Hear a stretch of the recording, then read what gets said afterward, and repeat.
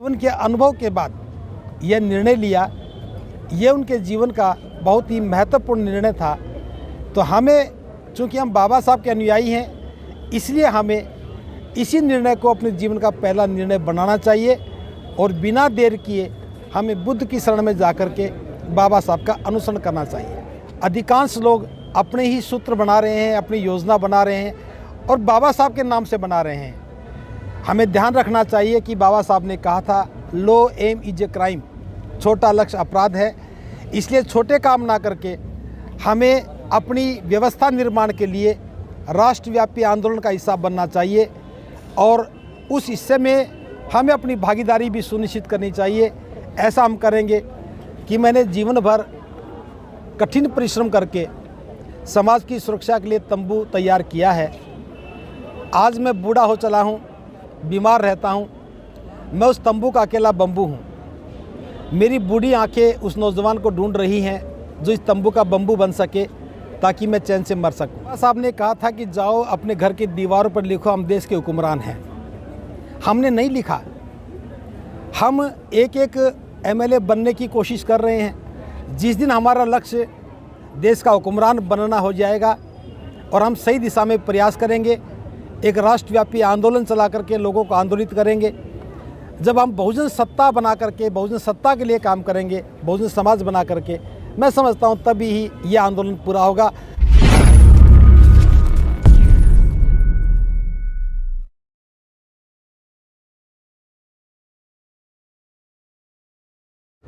सबसे पहले मैं बाबा साहब डॉक्टर अंबेडकर को उनके त्याग, उनके संघर्ष और उनकी करुणामयी भावना को सत सत नमन करता हूं और श्रद्धासुमन अर्पित करता हूं। आज 6 दिसंबर के दिन मैं समस्त देश के नागरिकों और बाबा साहब के अनुयायियों के लिए कहना चाहूँगा कि हम जो बाबा साहब का अंतिम निर्णय था कि वो जीवन के अंतिम समय में महाकारुणिक बुद्ध की शरण में गए, बौद्ध धर्म को अंगीकार किया, तो बाबा साहब के इस निर्णय को हमें अपने जीवन का पहला निर्णय बना करके हमें भी बुद्ध की शरण में जा कर के बौद्ध बनना चाहिए। इसके पीछे सबसे बड़ी बात जो ये है कि बाबा साहब को पूरा विश्व ज्ञान का प्रतीक मानता है। तो बाबा साहब ने अपनी ज्ञान की पूरी साधना के साथ और जीवन के अनुभव के बाद यह निर्णय लिया। ये उनके जीवन का बहुत ही महत्वपूर्ण निर्णय था। तो हमें, चूँकि हम बाबा साहब के अनुयायी हैं, इसलिए हमें इसी निर्णय को अपने जीवन का पहला निर्णय बनाना चाहिए और बिना देर किए हमें बुद्ध की शरण में जाकर के बाबा साहब का अनुसरण करना चाहिए। तो आपको नहीं लगता? एक थोड़ी देर के लिए 1-2 बातें और कहना चाहूँगा।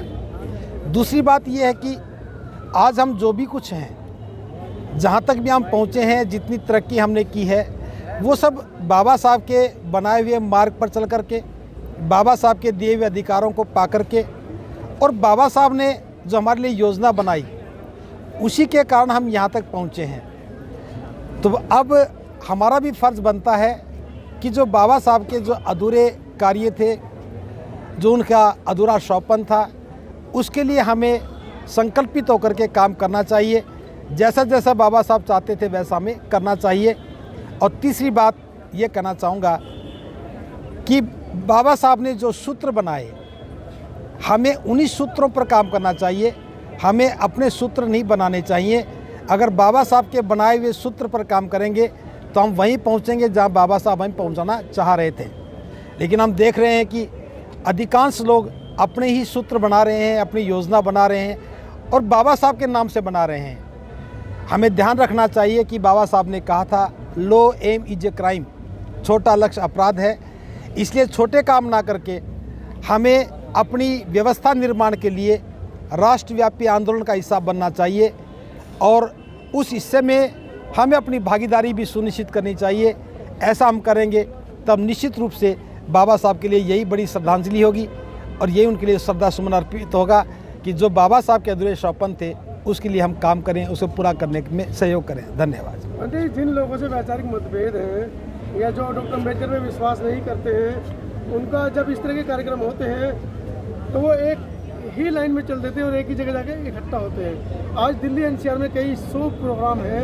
आपको नहीं लगता कि अगली साल जो हुआ चलो ठीक है, अगली साल से कोई ऐसी मुहिम छेड़े कि जब बाबा साहब का परिनिर्वाण है और दिल्ली एनसीआर के लोग कार्यक्रम कर रहे हैं तो क्यों ना इसी जगह पर आकर किया जाए। देखिए इस बात को जब ये बना था 26 अलीपुर, जब सरकार ने बनाया था तो उससे बहुत भीड़ हुआ करती थी, लेकिन इन 4-5 सालों में ही भीड़ सिमट कर रह गई है। देखिए बाबा साहब ने आगरा में कहा था 18 मार्च 1956 को, वो अंतिम ही समय था बाबा साहब का, कि मैंने जीवन भर कठिन परिश्रम करके समाज की सुरक्षा के लिए तंबू तैयार किया है।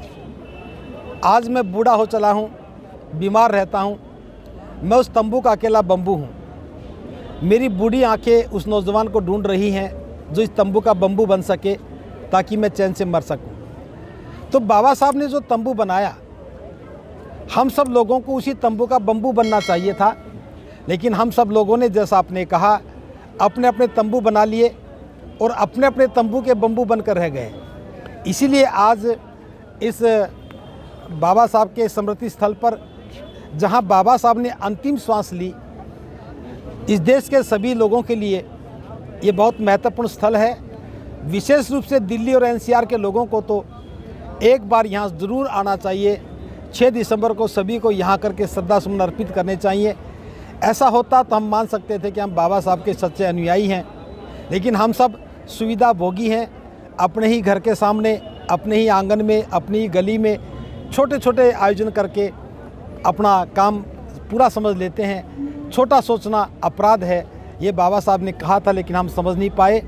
तो आपके जो बात थी, मैं आपके चैनल के माध्यम से समस्त लोगों तक पहुंचाने की कोशिश कर रहा हूं, और मैं भी आह्वान कर रहा हूं कि प्रत्येक दिल्ली वासी को, एनसीआर में रहने वाले लोगों को 6 दिसंबर के दिन एक निश्चित समय पर यहाँ 26 अलीपुर रोड पर आकर के बाबा साहब को श्रद्धासुमन अर्पित करना चाहिए, क्योंकि यहाँ बाबा साहब ने अंतिम श्वास ली, और जहाँ बाबा साहब ने अंतिम श्वास ली, हमारी श्वास का संबंध भी बाबा साहब की श्वास से है। तो हमें इस भावना के साथ काम करते हुए यहाँ अवश्य आना चाहिए। इस बार नहीं आए कोई बात नहीं, अगली बार सभी लोगों को योजना बना करके एक समय के लिए यहाँ ज़रूर आना चाहिए, ऐसा मैं आह्वान करता हूँ। जो भी इस बात को ठीक से समझ सके उन्हें यहाँ अवश्य आना चाहिए। बल्कि एक आखिरी सवाल, हालांकि आज के परिदृश्य से अलग है, वो अभी 4 राज्यों के चुनाव हुए, बहुजनों की राजनीतिक सत्ता किसी भी राज्य में नहीं पहुंची।